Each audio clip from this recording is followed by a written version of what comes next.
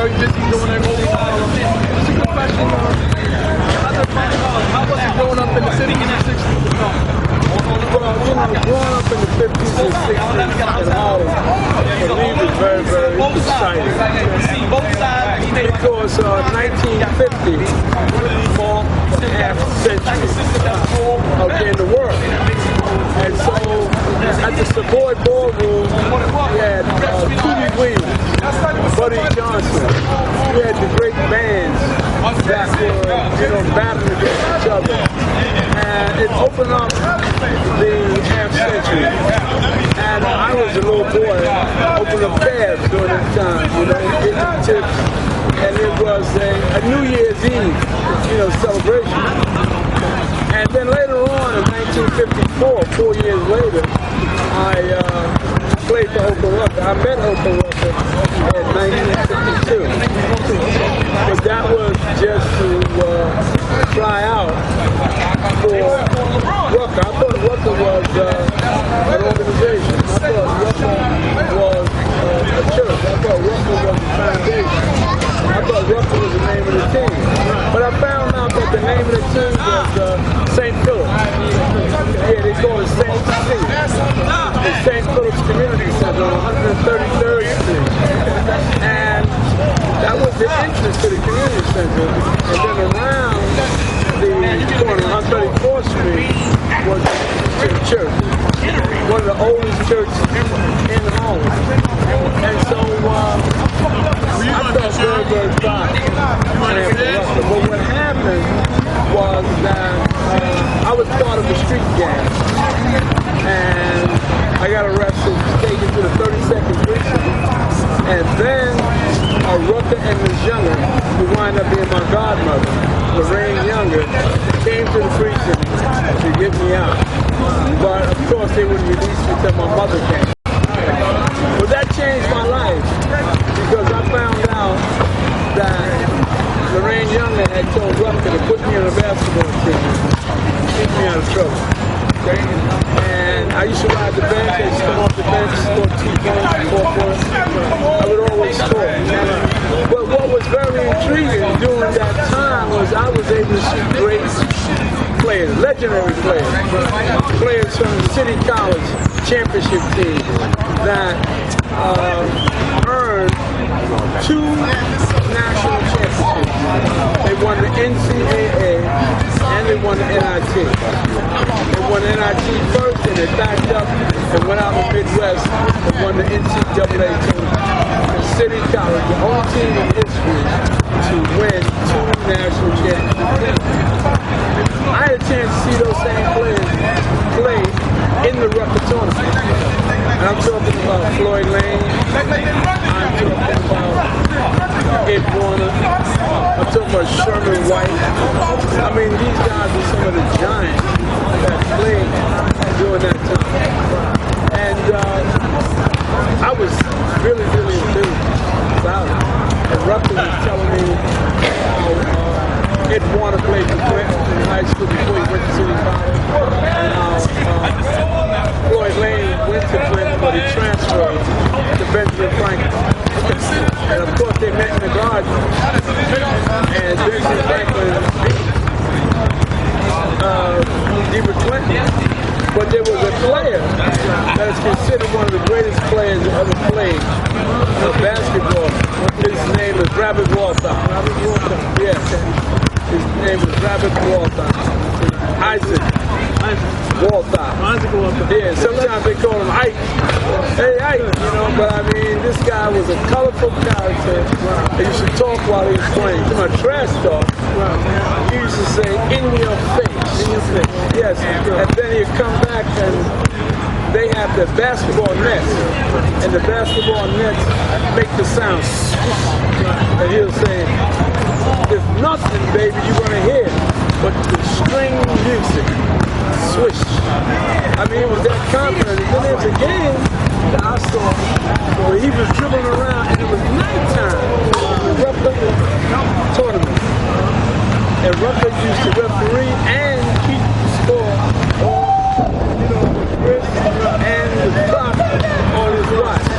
And Rucker was calling around with the whistle in his mouth, and Rabbit Wallflower would say, "Hey, Rucker, how much time? How much time, brother?" And Rucker said, "Rab, it's 3 seconds." And he said, "It's all over. All over. Sit back and shoot a stretch shot, just shoot over his head. Like this is go this way, go that way. Just shoot over his head, just all over."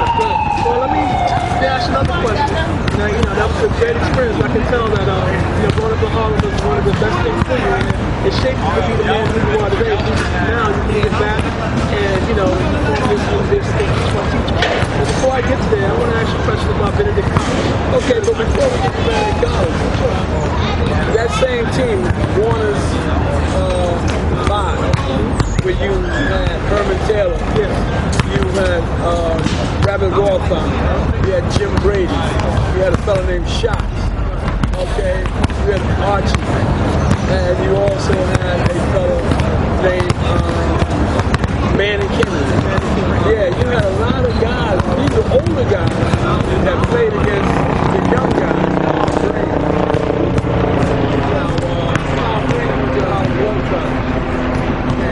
Jackson Curry. They all see how double they 4 years in a row. These are the young guys. They played with 2 veterans.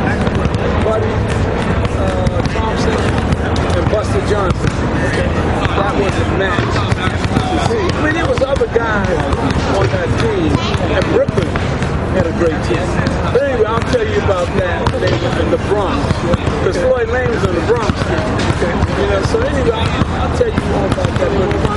Benedict College.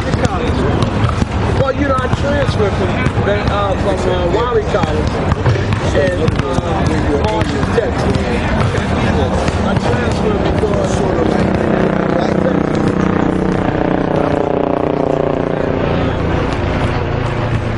while I was in Texas, I got a 2 fights, not 1, 2 fights. Only because I was from New York. And they wanted to know why you come all the way down here to the land and on this schools all the way up. That's why I came down here. Because I got a scholarship. I got to go up to the New York Progression. Right. And I was playing and these guys, started fighting in the restroom. Throwing bottles. So, I wasn't good at baseball, but I was good at playing. So when I started dumping the bottle, that's when I picked up the bottle, throw it back, and the guy had a big hit the other day. So they sent me home, and then the students started writing me letters. The students started writing me letters to come back, and I did. I played against Grambling University. Played against Texas Southern. That's where I was supposed to go originally.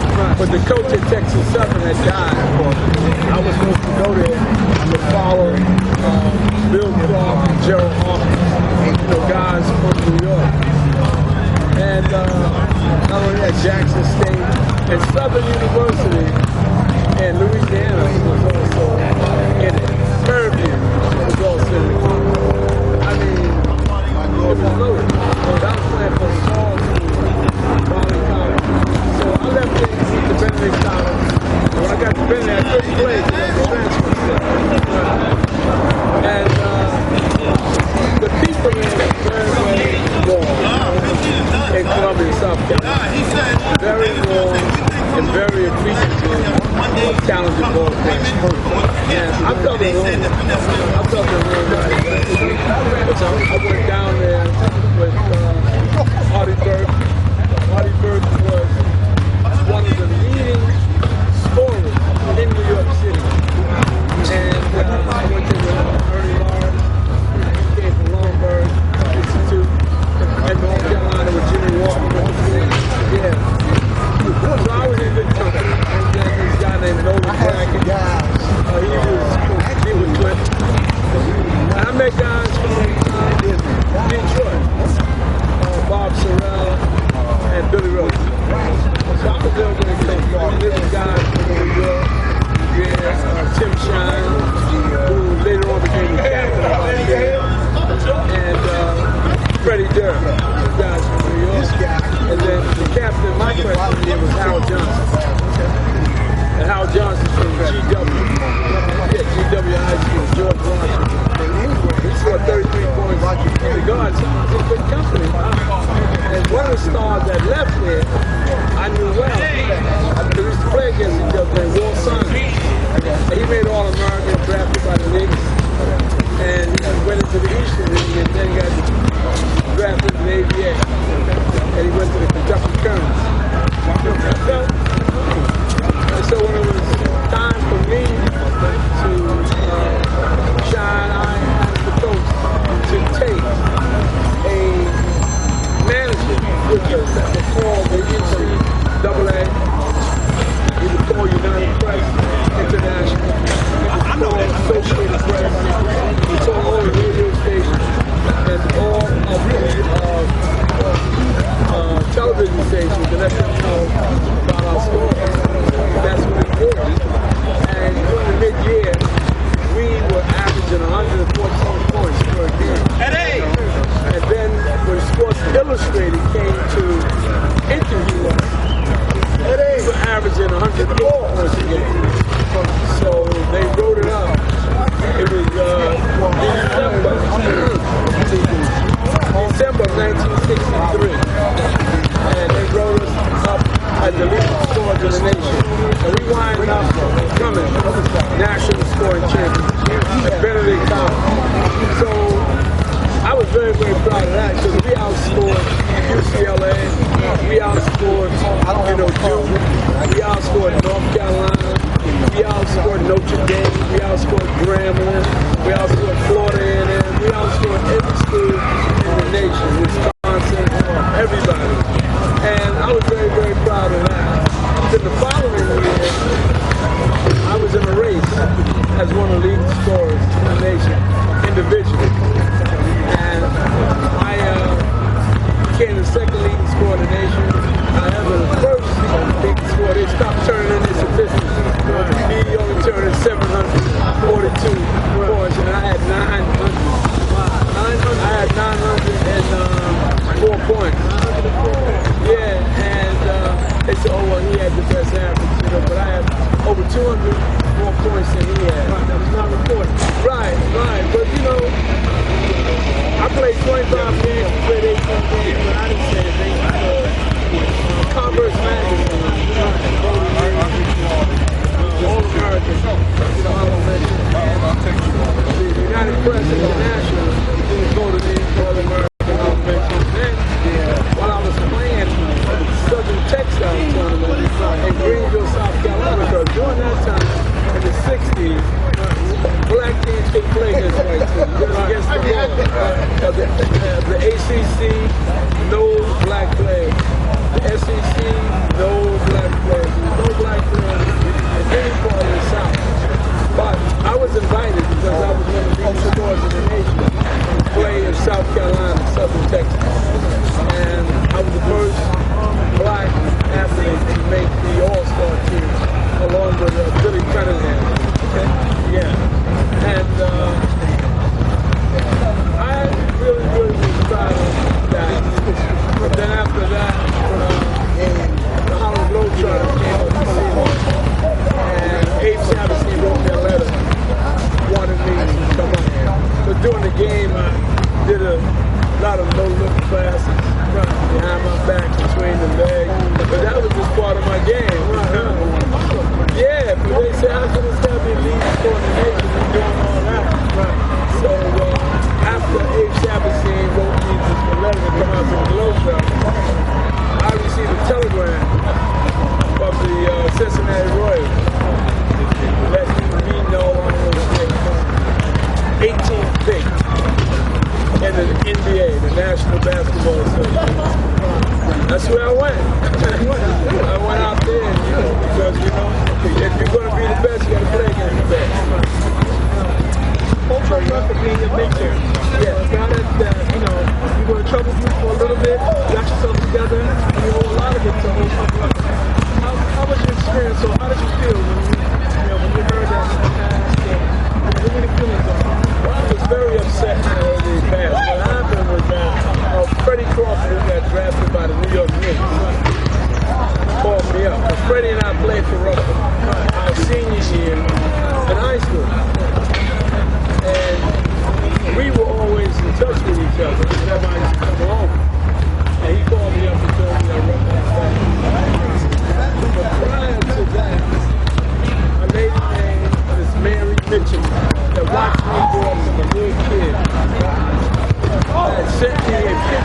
Rucker in the hospital.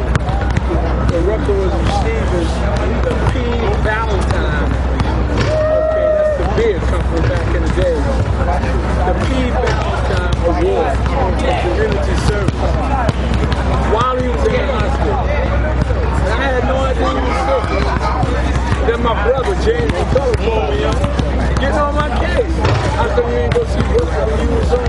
How come you ain't do this and do that? Because this guy named Les Matthews from the Amsterdam News wrote an article about Rucker sending over 700 guys to school, boys and girls, and no one ever went to see him. You know, it's a shame. He took money out of his pocket to finance the tournament. So my brother read the article. He was James, you're in New York. I'm in South Carolina. Why you jumping on me? You go see Rucker and tell him I said hello. He said, I won't do that. He said, you make sure when you come home you go see him. I said, okay. But I never got a chance to go to the hospital because Freddie Cross called me up and told me that Rucker had that. So it really hurt me. So then I called Rucker's wife, Mary, because I always had the telephone there. I used to go up to see Rucker all the time while I was in high school and college. So I knew the number and I called her up. And she told me where the funeral was going to be and everything. And I went up and she told me to get on the back of the line with the family. So I was fine. And then Howie Evans called me up and let me know there was going to be an all-star game. And then I found out in Millbank Center. And I had one of my greatest games in Millbank. New York versus Philadelphia. How much did you score? I only scored 4 points, but I was the most valuable player. All the all-stars that played, I made sure that they, okay, scored. Walt Simon, the guy I was telling you about, he made All-American in Benedict College. He played in the game. I gave him the ball. He scored 28 points. And then Willie Hall played in the game. Willie Hall scored 23 points. Then a guy named Happy Harris from NYU that went out to the Cincinnati Royals, he scored 25 points. And then Russell Cunningham scored 13 points. It was equally distributed. And we played against Walt Hazzard. We played against Wally Jones. They had one of the highest jumpers I've ever seen from Villanova, Huey White. They had, oh man, some team.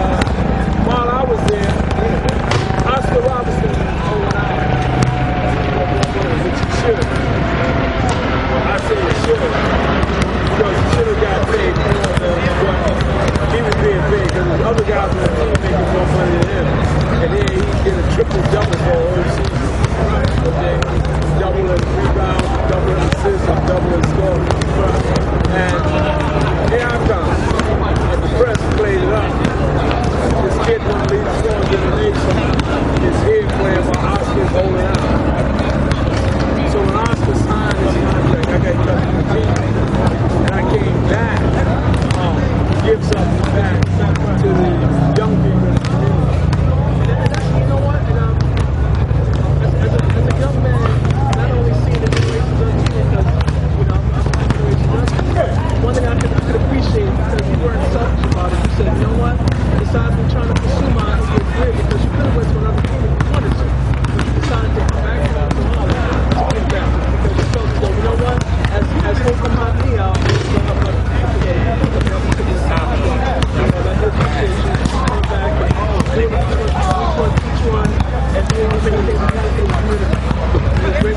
Yeah, you're right, because San Diego had a new team and they contacted me to come back in 1967, but I didn't.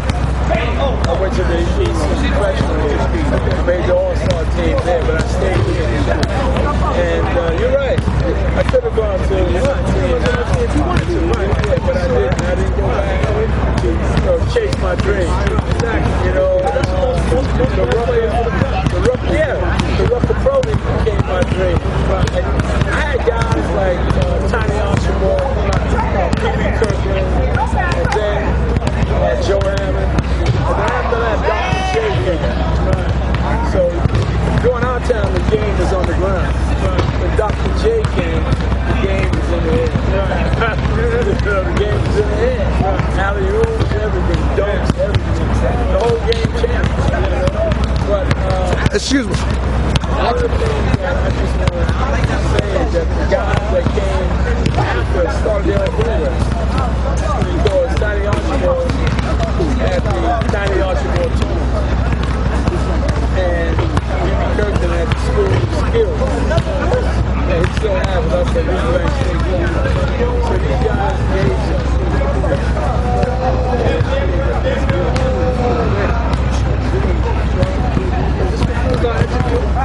legendary Bob McCullough. Got a lot of good things to do. Running McCullough in check. Bob McCullough, thank you so much. Appreciate it. And I will appreciate it. Thank you so much. I just hope I get a hat. Oh, of course. Shirt, everything. So I can advertise. You know what, brother? This is